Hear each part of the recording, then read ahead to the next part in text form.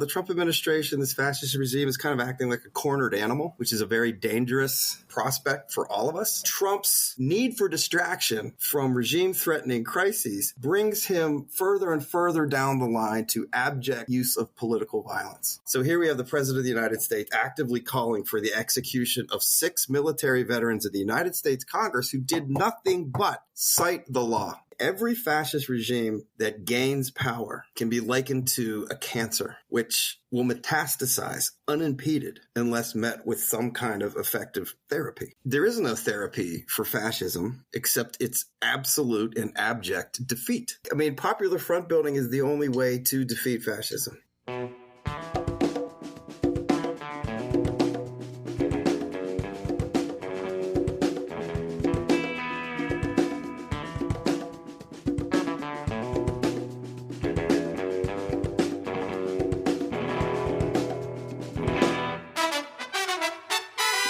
Welcome to episode 271 of the Refuse Fascism podcast, a podcast brought to you by volunteers with Refuse Fascism. I'm Sam Goldman, one of those volunteers and host of the show. Refuse Fascism works to unite all who can be united to drive out the Trump fascist regime through mass, relentless, nonviolent resistance. Today, we're sharing an interview with historian John Donoghue. If you're listening and find this show meaningful, take a moment right after listening to this episode to rate and review the Refuse Fascism podcast wherever you listen.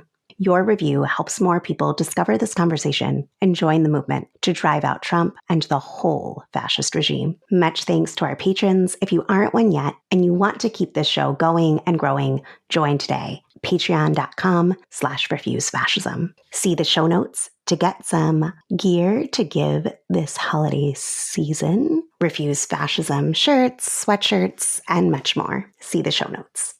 Before we go anywhere else today, we start with giving all our love, respect, and solidarity to the people of Charlotte and Raleigh in Durham, North Carolina, who are resisting ICE terror. For days now, masked, heavily armed federal agents in unmarked dark vehicles have been spotted across North Carolina, trespassing onto private property, pulling over drivers at gunpoint, and abducting workers they quote-unquote suspected of being undocumented. No warrants, no legal justification, no accountability. In the face of mass ICE terror, raids where hundreds have been brutally abducted, people have been ripped from their homes, from places of work and worship. There are people in North Carolina who are meeting this terror head on with mass defiance and mass nonviolent non-cooperation. Hundreds of protesters, for example, gathered outside businesses like Manolo's Bakery, which temporarily shut its doors to protect employees and customers from being targeted by Trump's ICE Gestapo. At a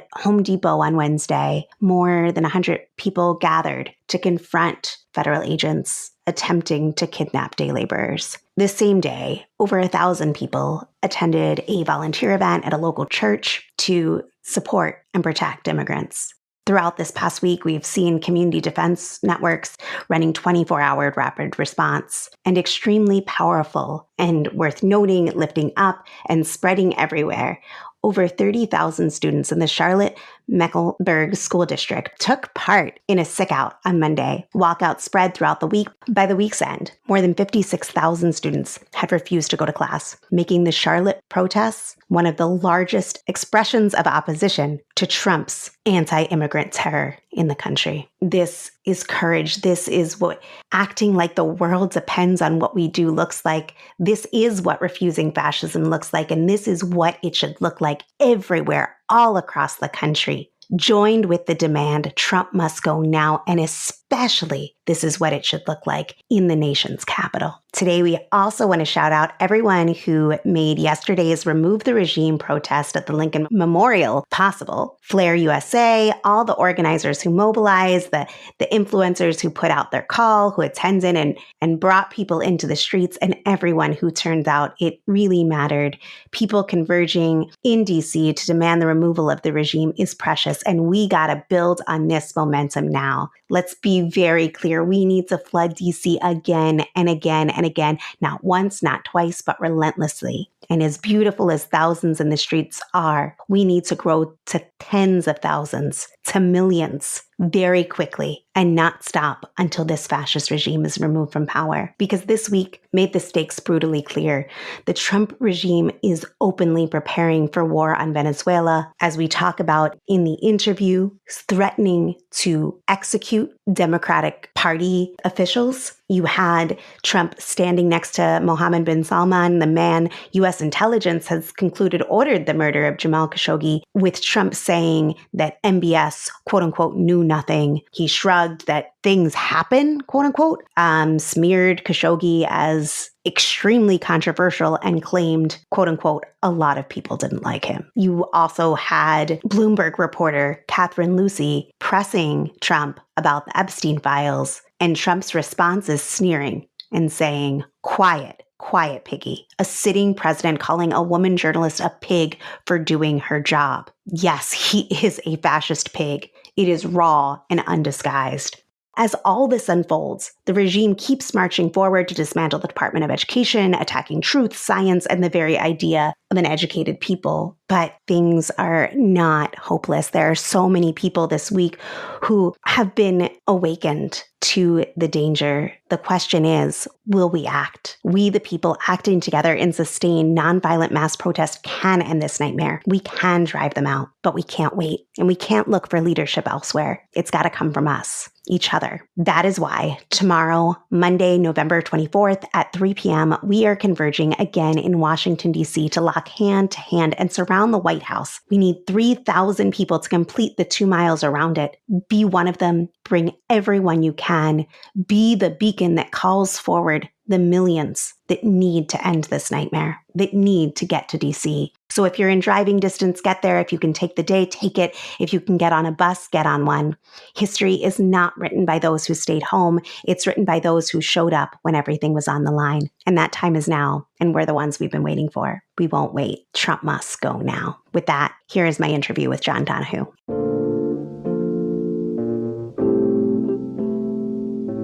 Today, I am honored to be speaking to John Donoghue, a professor at Loyola University in Chicago who specializes in the history of the early modern Atlantic world. John has been on the professor watch list, surely under the eye of Charlie Kirk and his mob. John had a documentary series that was on insurrectionary white nationalism that was canceled by MAGA mobs. And very importantly, John has thrown into the movement demanding Trump must go now. And he has been traveling to DC to participate in protests and is in DC right now for this weekend's protest. Welcome, John. Thanks so much for joining me. Thanks, Sam. It's great to be here. Look forward to speaking with you.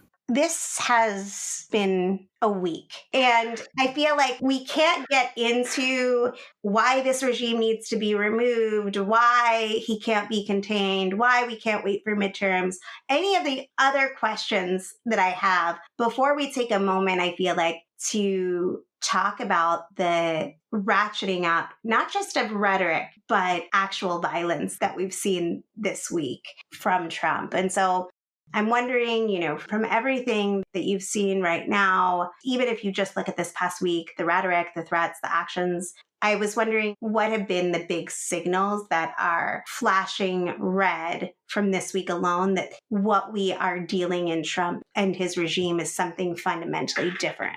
It's interesting because we can think of fascism as this monster, this leviathan with its reach extending into all areas of our lives and this insurmountable beast. But right now, while that image is still resonant, it's also the Trump administration, this fascist regime is kind of acting like a cornered animal, which is a very dangerous prospect for all of us. It's in a way chipping Trump down to size by bringing the horror show of the Epstein files to his face and showing him that this could become public knowledge, whether it links him with Putin or child rape and sexual assault. These are all terrible things. And it's clear that the president over time uses distraction after distraction to sort of get out of these crises. And as the crises mount in intensity and their direct threat to the longevity of his regime and the unity of the MAGA party, they're going to become increasingly desperate. So here we have the president of the United States actively calling for the execution of 6 military veterans of the United States Congress who did nothing but cite the law, that our military has the responsibility to disobey illegal orders. We've seen the commander, the chief of the Southern Command in the Caribbean, resign because of what he considered to be illegal orders to summarily execute alleged drug runners who are not eligible for summary execution. And it's interesting. I could say one thing as an historian of piracy in the early modern Caribbean. Pirates, since the classical ages, were labeled in Latin hostis humani generis, enemies of mankind, because they had declared war of the world and recognized no sovereign power. We have imperial regimes like Rome declaring in the law of nations and maritime law that they have the power to summarily execute pirates. Hostis humani generis. Here we have alleged drug runners being subjected to summary execution in the way that pirates in the classical age were, and then later on the Black Flag pirates under Blackbeard and so forth. But both the Roman regime and the British Empire that extracted such vengeful justice on pirates did so in the name of arbitrary power and the capacity to scapegoat others who stood in whatever way the power wanted to go. So in classical Rome, it was conquest of the Mediterranean world. In the early modern period in the Caribbean, when the Black Flag pirates, most of their depredations were on the west coast of Africa, attacking the slave trade, the Royal African Company monopoly. And that is why the summer execution of pirates was revived in that classical age. Here we have a president borrowing from some of the greatest tyrannical regimes in history to put our military in this position of executing innocent people simply because they're there and they suit his purpose. So that is one realm of desperation. And when our military refuses to participate, as the Southern commander did, we have a crisis in the military and in the fascist regime. So like a cornered animal, Trump's need for distraction from regime-threatening crises brings him further and further down the line to abject use of political violence. And I just read a second before we got on that the death threats to those 6 members has eclipsed the thousands total since yesterday.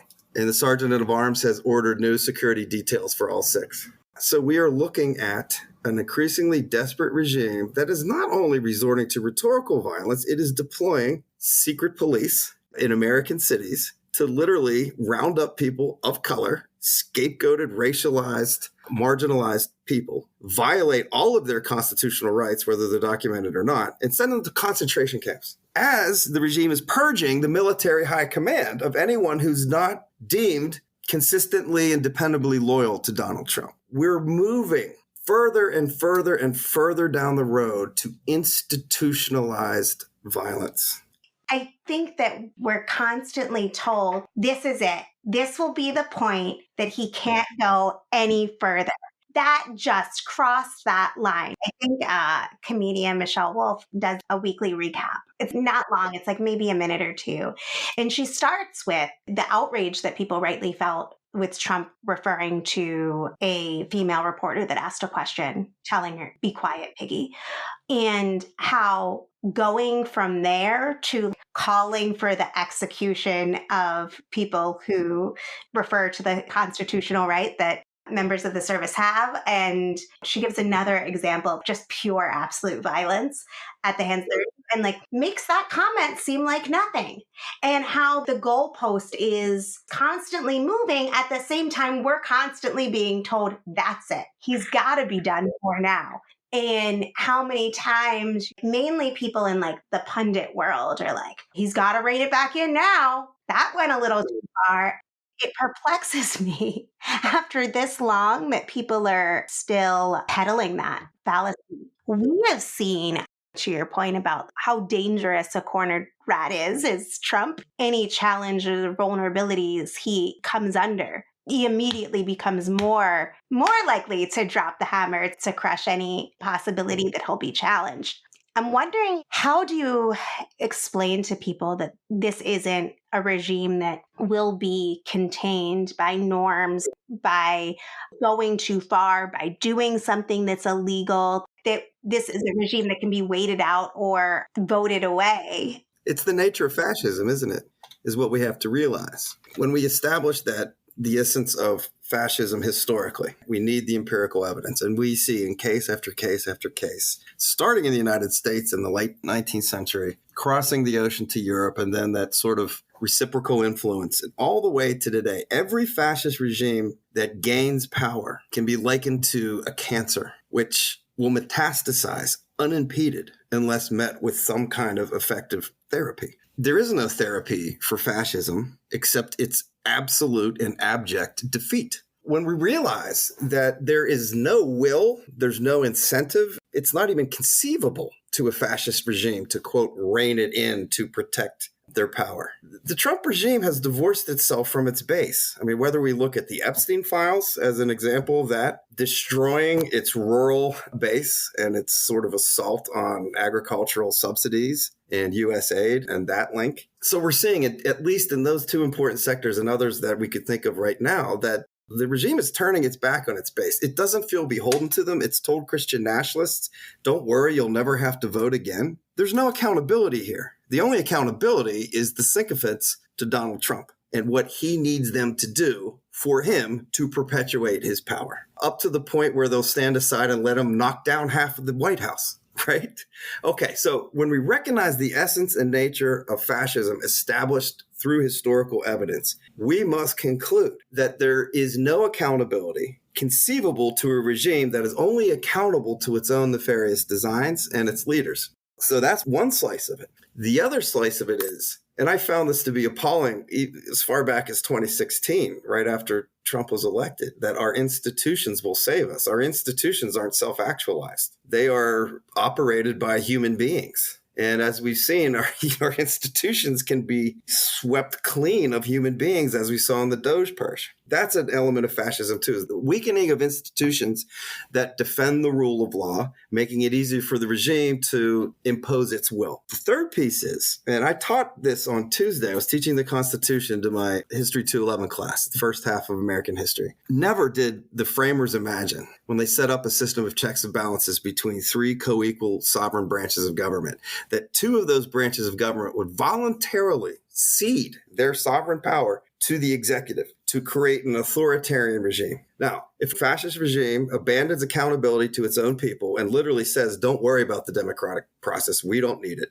The institutions have been swept clean of effective, informed, and competent people, and we have two branches of government ceding their co-equal sovereign power to the executive. There is no institutional defense. We don't even have a constitutional regime in operation right now. There's no way for these institutions now to function in a way that can impede the progress of fascism unless there is a return to a consensus that we live in a democratic republic by MAGA political operatives and office holders and those MAGA placeholders in federal institutions. But I would not hold my breath for that. In fact, I think it's delusional to think that'll happen. So when we have pundits saying Trump needs to rein it in now because it seems he's jumped the shark with the Epstein files, that is an impoverished understanding of fascism conceptually. It is politically naive and existentially dangerous. I think your warning here is spot on. And I think that the same is true to people who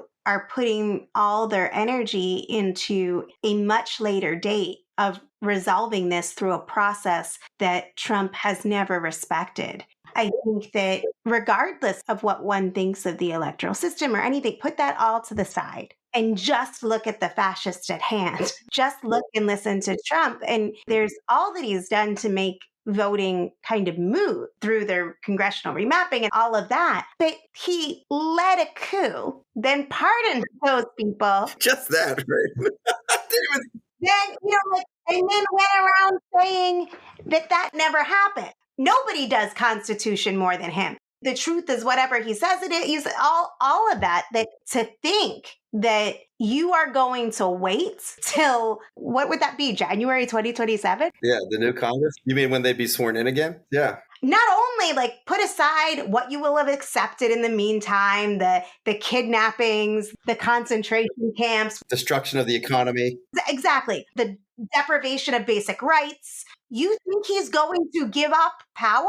No, exactly. And I don't know how you feel about this, but I'm just like, I'm tired of being told that I'm being irrational. Oh my gosh. Yes. That this strategy of the massive, nonviolent, relentless outpouring of the masses of people is exerting their power from below, that is crazy, could never work. And meanwhile, people who are It's a catch-22 situation. saying, yes, the election denier will uphold free and fair elections. And I'm the crazy one. Like, I don't know how you see that. Well, I think there's a million ways to come at that. Just think about our conversation where I'm talking about weakening institutions and we can't trust that these elections are going to take place. And I mean, this president staged a coup to stay in power and ran in the last election on the big lie that the election was stolen from him, treated the insurgents, these violent seditionists who tried to overthrow the U.S. government by overturning the election of 2024, calling them patriots and pardoning them. That's about the clearest language we can get from a fascist saying, I don't care, about elections, I'll lie about them, and I won't respect the results. So to have the punditry, the mainstream media, and liberal establishment, the Democratic Party, letting the chilling effect of Charlie Kirk's assassination limit the few tools we have, one of which is language, to accurately describe what's happening so we understand it and the threat it presents. You can describe MAGA as the biggest cowardly movement in history because it's seemingly afraid of everything. But fear is also afflicting our side of the equation, this potential popular front between the far left and, moderate liberals, because they won't drop F-bombs. They won't drop them because we were told after Charlie Kirk's killing by American fascists that using the term fascist is the language of terrorism and political violence. Now, I know the people in the mainstream media and the Democratic establishment are far brighter than that. So there's a moral failure here that we need to rectify with our activism to call not only the regime to account, but to challenge this milquetoast framing of the situation as somehow just a matter of conventional politics in a more intense framework. It is debilitating and it's dangerous. I think maybe Murphy is one of the few members of Congress to use the F word. His speech yesterday, I'm not sure if you watched it. There's another kind of F-bomb in that one. And it is pick a side. Pick a side. What side are you on? Yes.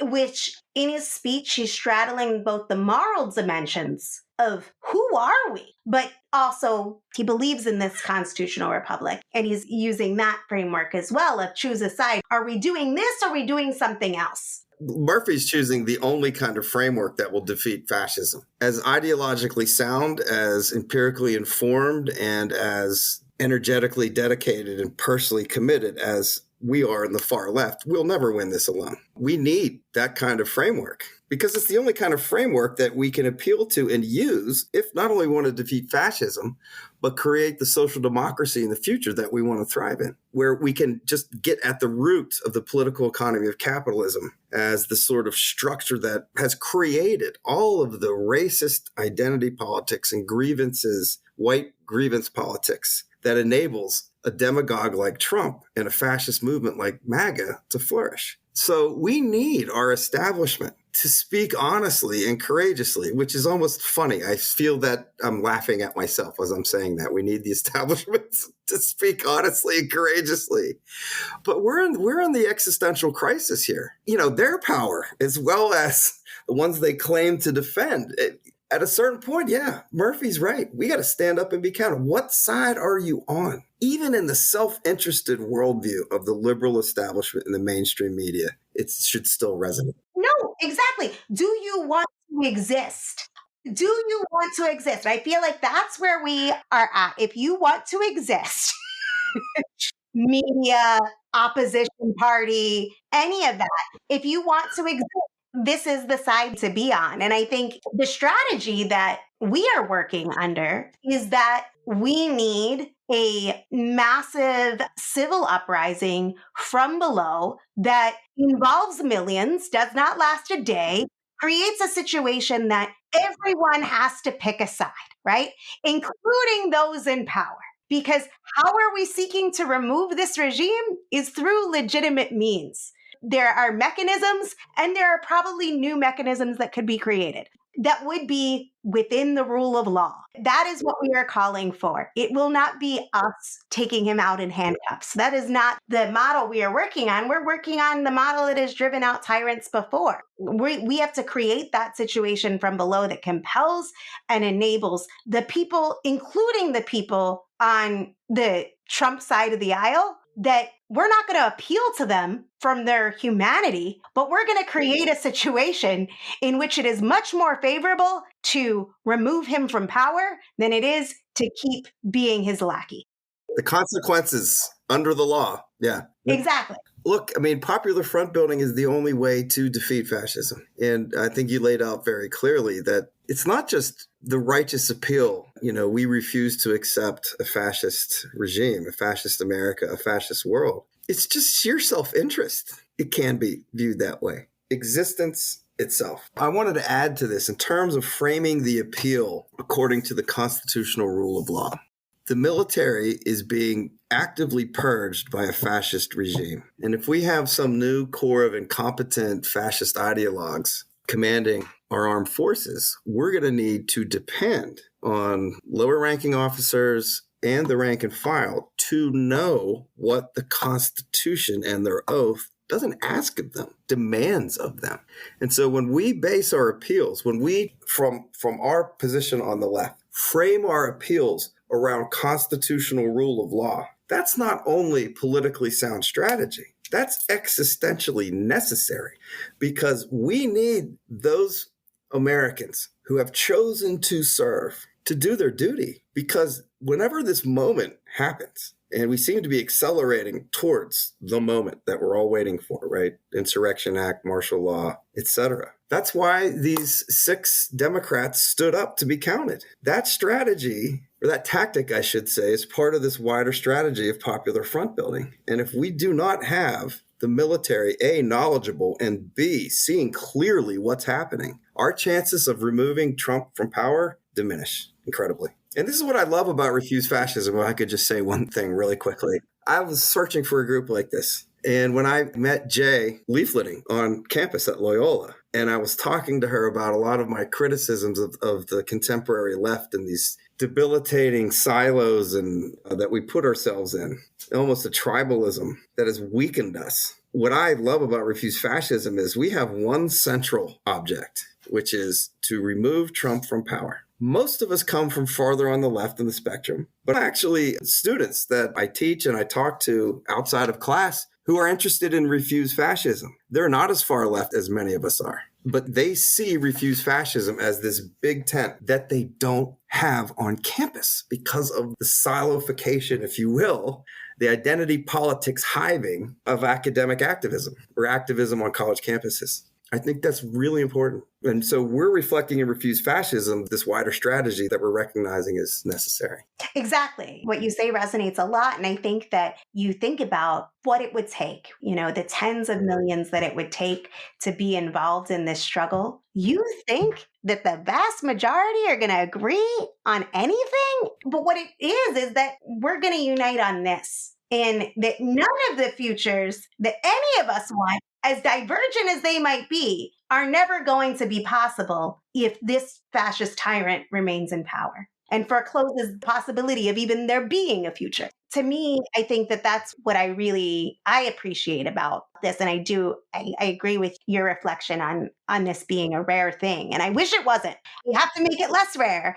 But sometimes it's in moments like this where movements do shift and change. I mean, I don't have enough history that backs this up, but it's more of like a belief. I believe that if there's people with principle that continue to assert that principle, that more people will become principled, but that's probably naive on my part. No, it's not. It's the only way slavery was abolished. You had the first foundation of activism, which is on the plantation, those commissioned by African Americans who have a multitude of ways to resist. from breaking a tool so they couldn't work to running away to revolting. And then you had the small minority of abolitionists, mostly free black people and very determined white partners, were constantly agitating, to use Frederick Douglass's words, agitate, agitate, agitate. They were a small, considered to be a fanatic minority that were being chased through the streets of American cities by lynch mobs. But by the time of the Civil War, the general public in the North, large swaths of it, were praising John Brown for an abolitionist insurrection where he attacked a federal arsenal in order to take the arms and start a slave revolt around the South. So this is how change works. Sometimes you feel, does this make a difference? There's 7 of us in front of the Heritage Foundation, right?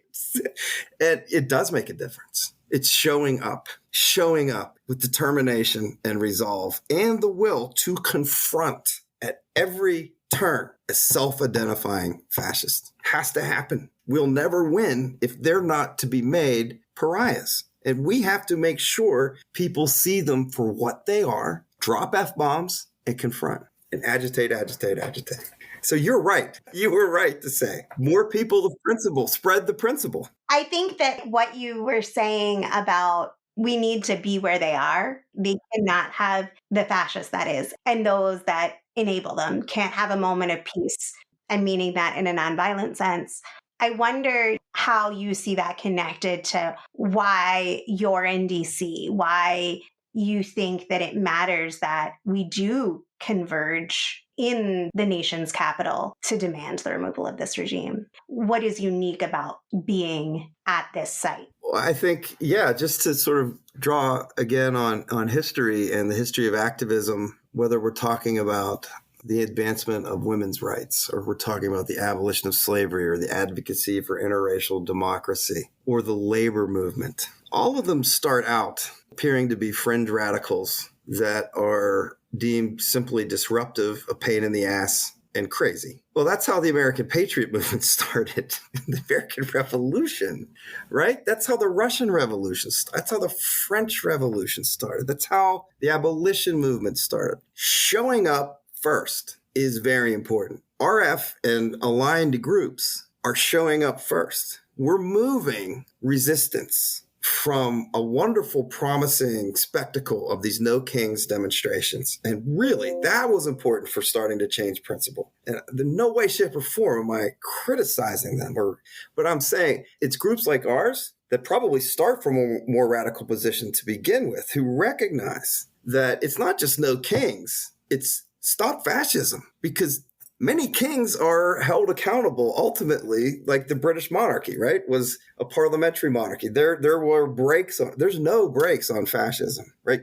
We're not looking at a king here. I hadn't thought much about this, but until right now, we're not looking at a king. We're looking at a fascist despot who has shown time and time again his willingness to sacrifice people, whether it's their careers, their reputation, or even their lives, to advance his own power, to the point where he has created and budgeted a secret police force with funding that exceeds that of the United States Marine Corps. So we got to show up. And we are showing up, and we're leading. And as the conditions continue to deteriorate economically, as the armed might of tyranny becomes more and more visible on American streets, as the disdain for the democratic process cannot be denied in the general public's eyes. And I don't know what that will be. No, none of us do. When the hammer is going to drop, when the martial law is declared, or the Insurrectionary Act, we need to be doing our job to prepare the way for resistance and to build that popular front, and to be willing to be criticized, laughed at, viewed as, okay, that's a nice idea, but I got to go to work, that kind of thing. That's what being a radical is. That's what being a revolutionary is. That's what being a dedicated citizen is. It's a small price to pay when you think of the stakes. So, right, free your mind, as George Clinton said, right, and your ass will follow. We have the freed minds. And the proverbial ass, in a sense, is the body of the people moving with us for all those reasons. And what we're doing in DC is absolutely vital. History will bear it out. has borne it out and probably will bear it out. I think that there's something about not reducing it to being a placeholder, but there is something to like the surround the White House 1.0 that Refuse Fascism and others are doing. And hopefully many, many more people will come out on Monday, the 24th at 3 p.m. to participate in and locking hands around the White House.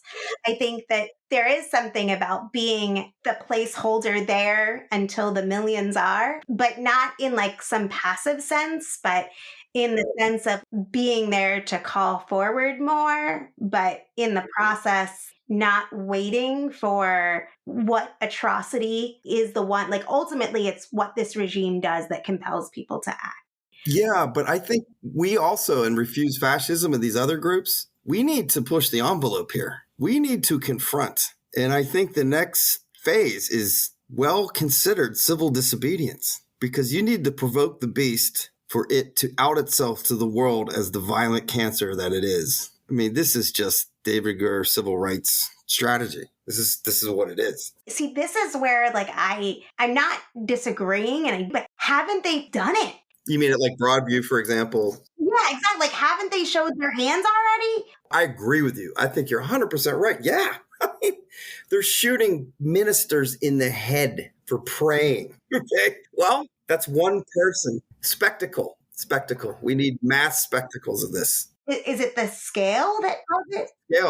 Scale. Tiananmen Square, Red Square, if you will. Boston Common, the Place de la Concorde, the Tuileries in France. Mass spectacle to actively confront, not violently, but in direct conflict with unjust laws or an unjust institution in falsely enforcing laws. That's the world turner, historically speaking. That's the world turner. When we build in our Popular Front initiative a big enough critical mass, and I don't know what it would be, to occupy some public space and refuse to leave, to try to present a petition to Congress and be forced out. I don't know. Who knows? We need to plan about this. As radical as what we're doing is the forefront, how far ahead of things that we are. If we think that these strategies are going to turn the tide, I think we're deceiving ourselves. I think we have to understand that spectacle is the attention getter in an information age, social media age, and you change public opinion, not from disgust and despair to what's happening to we need to get involved in regime change. Are there historical examples that you feel like are the most relevant or helpful? The Edmund Pettus Bridge March would be a perfect example. Or the Salt March that Gandhi supporters, I think it was 1933. And the New York Times reported as, salt was this basic fundamental of life that Indians had been performing themselves for millennia, and the British now put a tax on salt. So that's a way to command, control, exploit resources, and so forth. So this necessity of life, salt, being taxed in a colonial fashion, manufacturing poverty and so forth. Gandhi's movement held a mass march to protest the paying of these taxes. And there's a phalanx of British military there to stop the march. I think they were going to go to the sea to make the salt. And one after another wave of nonviolent protesters walked up into the ranks of the military, and they just beat the hell out of them. And, the Gandhi supporters had medical resources there to take in. It wasn't reckless, but it was calculated, and it took incredible guts. But the New York Times was there and said at that moment, the claims of the colonizer is we are bringing civilization to savages. Our moral authority is the justification for our rule. Well, when you bring out the beast in its fullness, that moral authority collapses. And that's what the New York Times reporter was saying to the world. It's going to take more. My gosh, the courage of these protesters, not knowing where they're going to be sent. God knows when they're detained what can happen to some of them. That's an example that I think we have to follow, but on a massive scale. We have to figure out, I agree, what's next and how do we continue to call forth the millions that we need, not passively waiting for the regime to do something awful that magically brings people into motion and all of that. We have to have the people mobilized before that moment. Exactly.